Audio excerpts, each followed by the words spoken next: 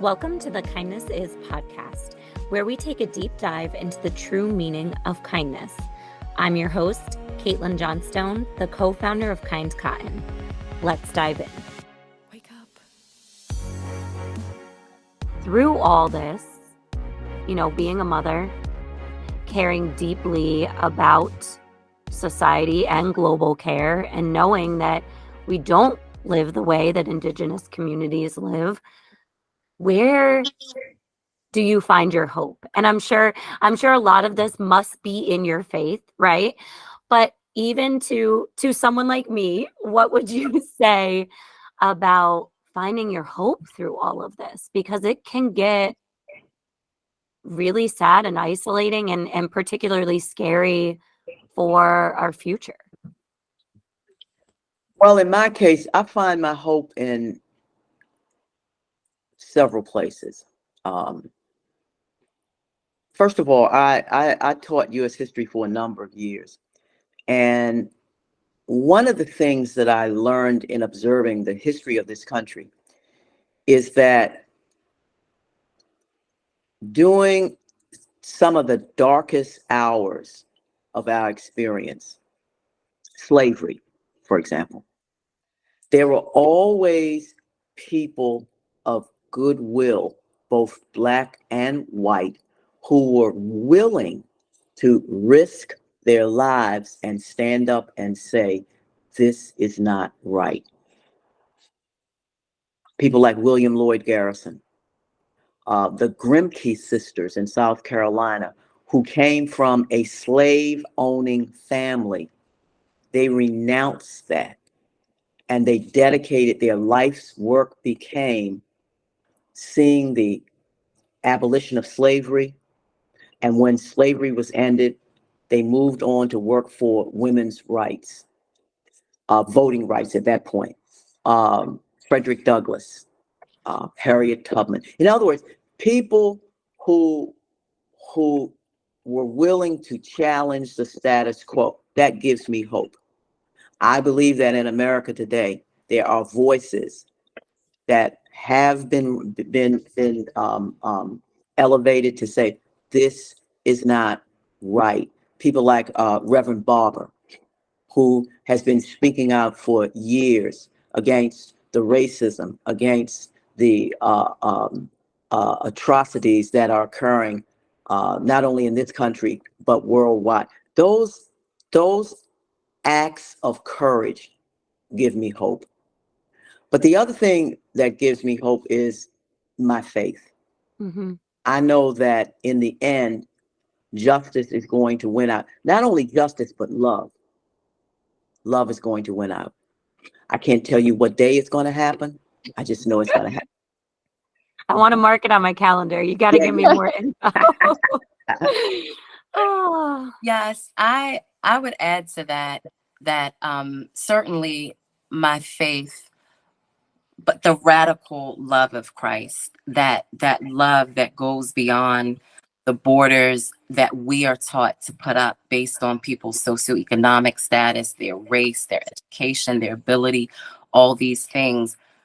Knowing that I can live out and carry the radical love of God within me, and that I can connect with other people in community who get that that is important, gives me hope. All the people who I talk to in DMs on Pray With Our Feet every day, and who comment and who share posts and things that that we write, and podcast episodes, and the guests that we talk to, who we know are out in the world doing things to make a difference. That gives me hope.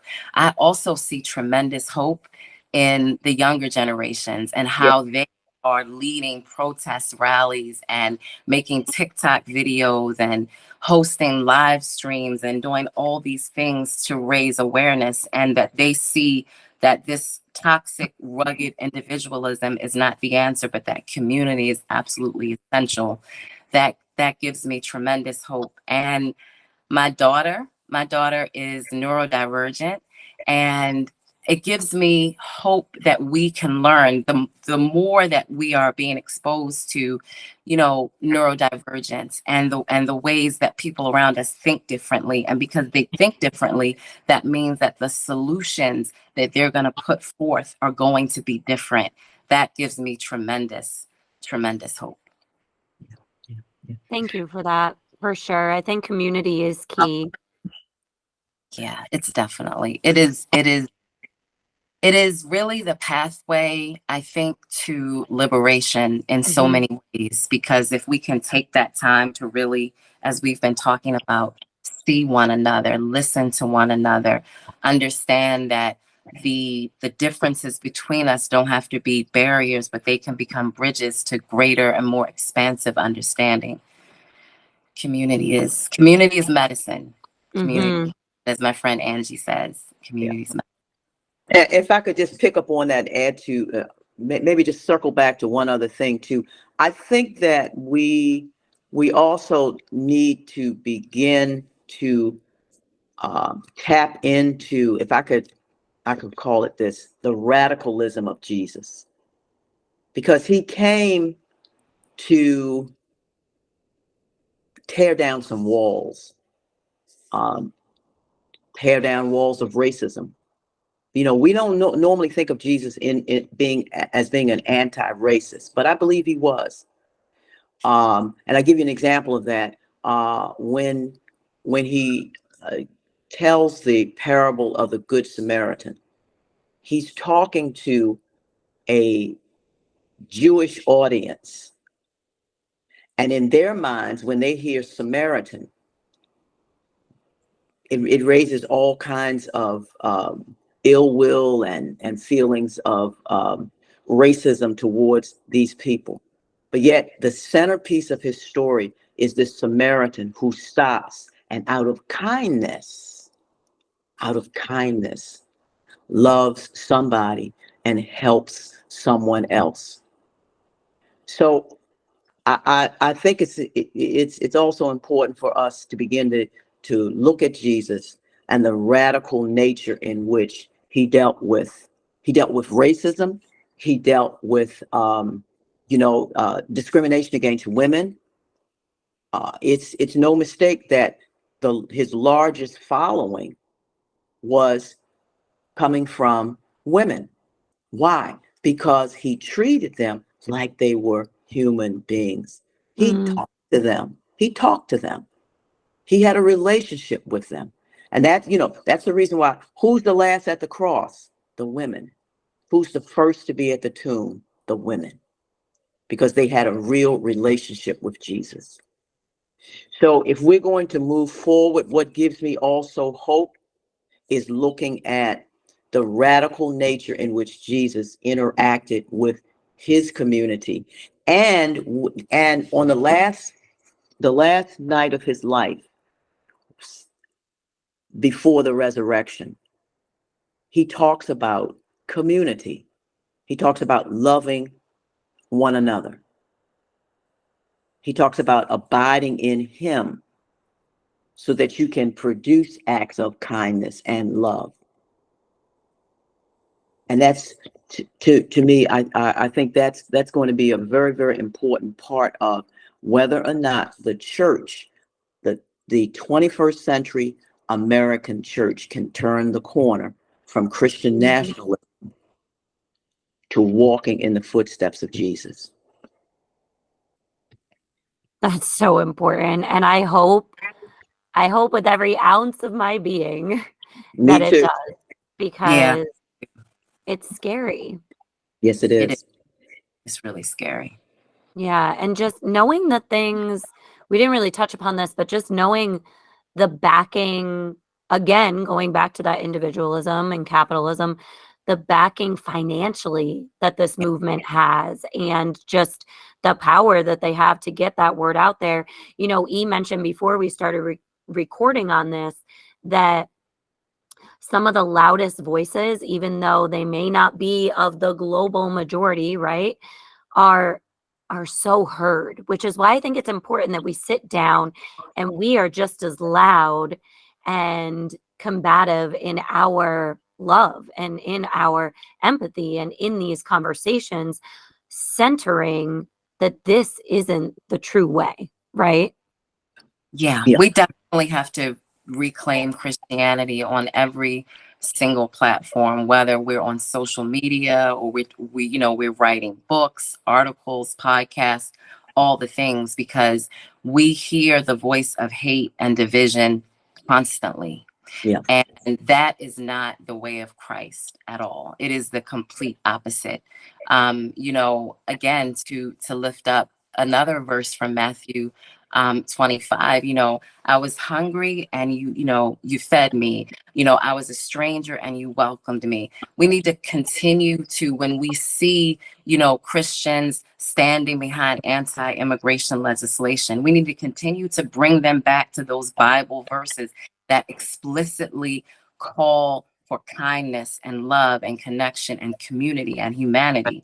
Because if you say that you're Christian and this is what you profess, but your actions say something different, then you're in service of ego and power and capitalism and greed, not in service of God and Christ and community. And we have to be really, really loud about calling that out.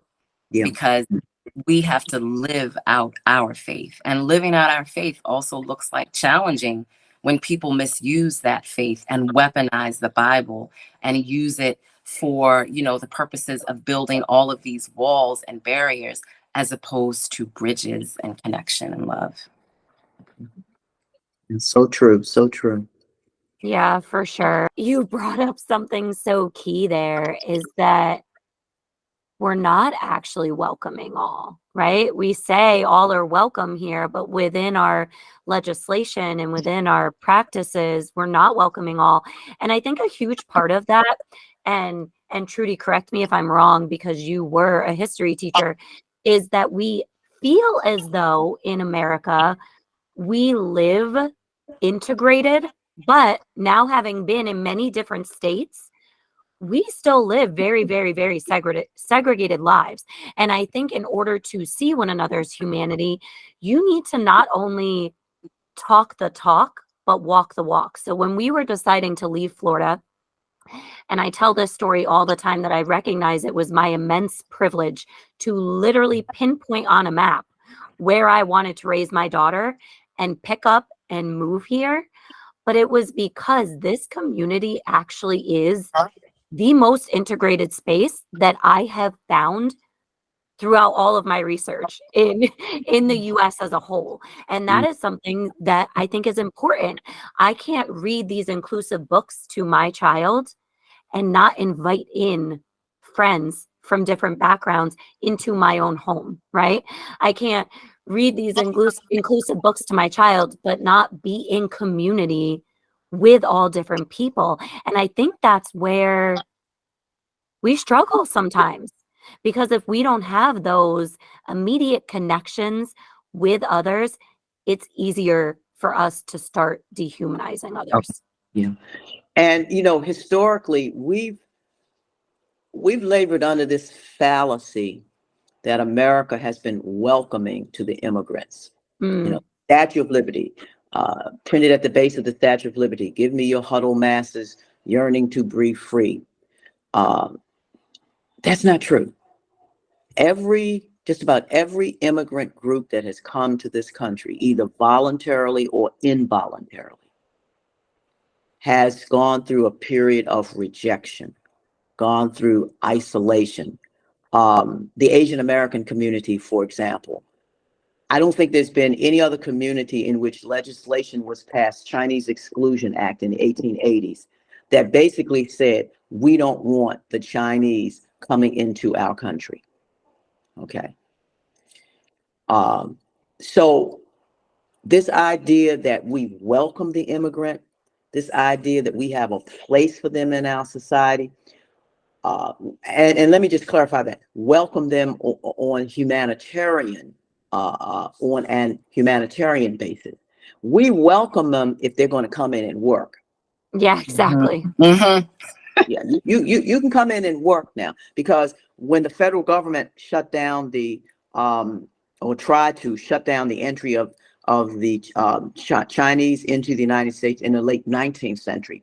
They then turn around 1905, and I think Theodore Roosevelt was in office, and they begin courting the Japanese to send workers to California because they realized that they were missing a pool of laborers. So now the Japanese become another source of labor. But now let's look at what happened to the Japanese when World War II breaks out.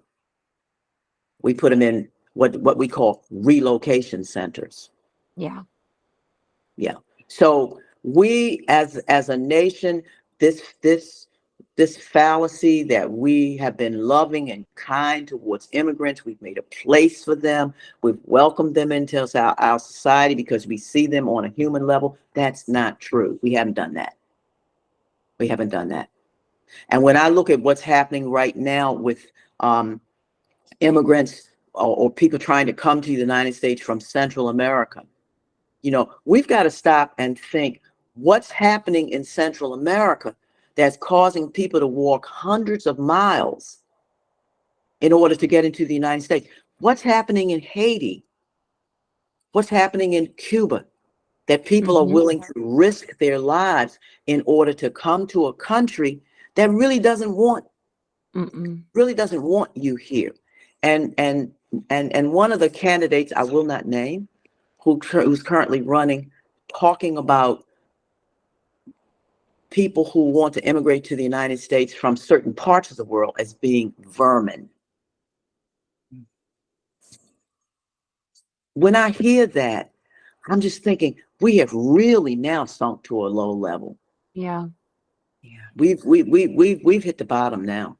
And again, that goes back to what I said earlier. Once you dehumanize people, you have no guilty conscience about eradicating them because they're not here. Yeah.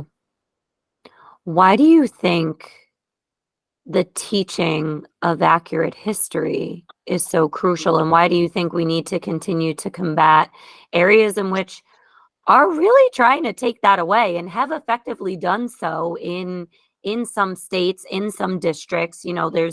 There's this huge support, particularly by Christian nationalists, to not teach anything that would make a white child feel uncomfortable, right? And they've done this effectively. There have been, in the district that I used to teach in Sarasota County, there was actually a portion of the curriculum pulled that discussed Martin Luther King Jr.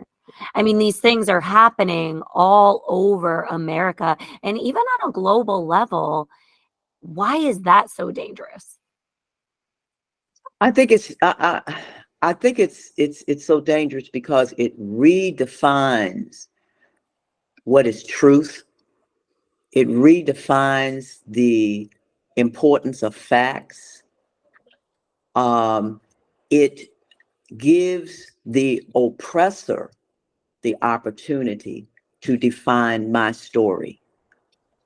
And that becomes extremely dangerous. And in this country, what it also does is it keeps us from coming face to face with both the positive and the negative, both the ugly and the beautiful side of the American story. And until we face that, we cannot eradicate racism. We cannot eradicate hatred. We cannot eradicate segregation. We will struggle to be an inclusive society. I think, the other really dangerous thing, and we've been lifting this up too, is the ways that ignoring and not wanting to deal with various aspects of history because it makes white kids uncomfortable and all these things. It just makes way for atrocities to happen over and over and over again, because we always talk about learning from history, but how can you learn from history if you're not taught what that history is? That's right.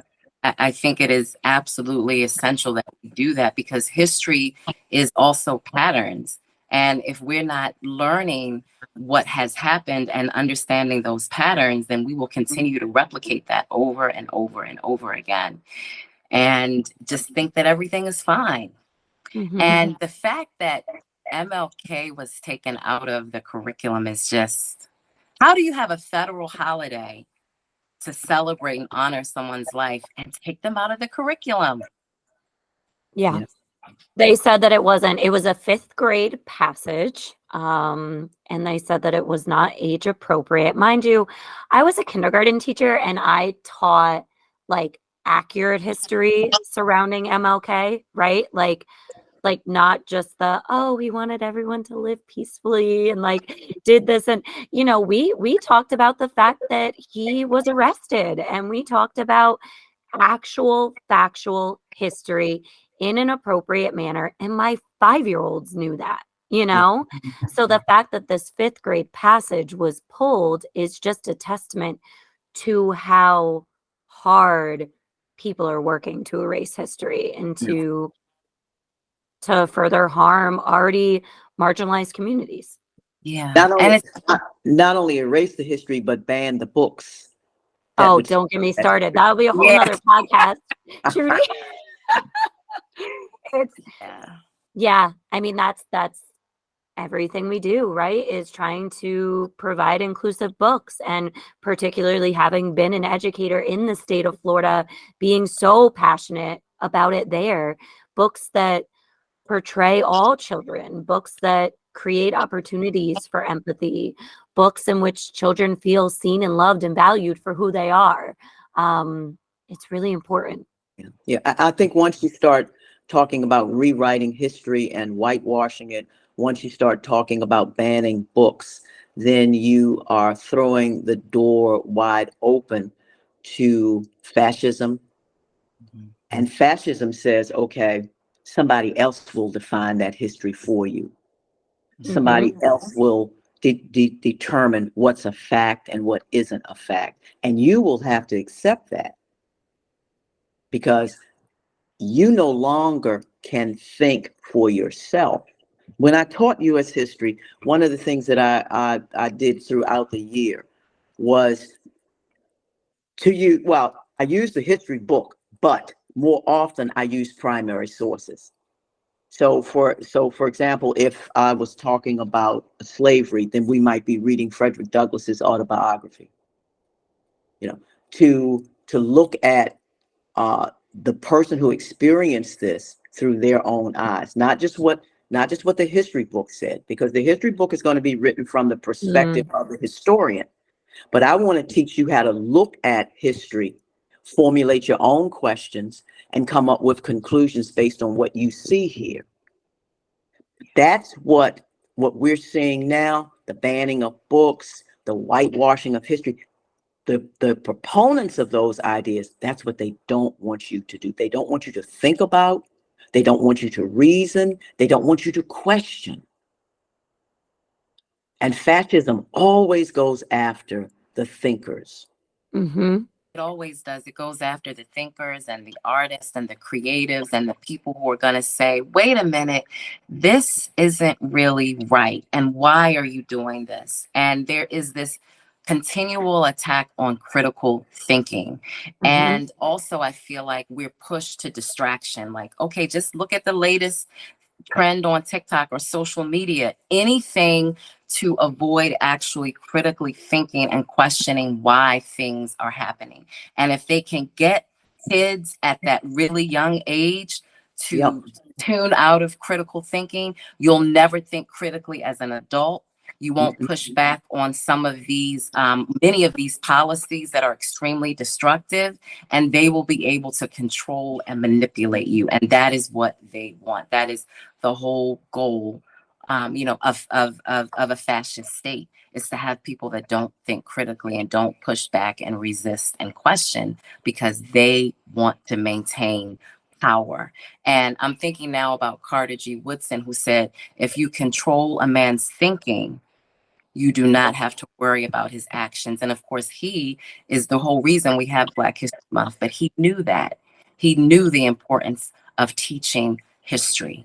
because when those in power define who is important and who is worthy, there are so many groups that are continually left out, just completely erased.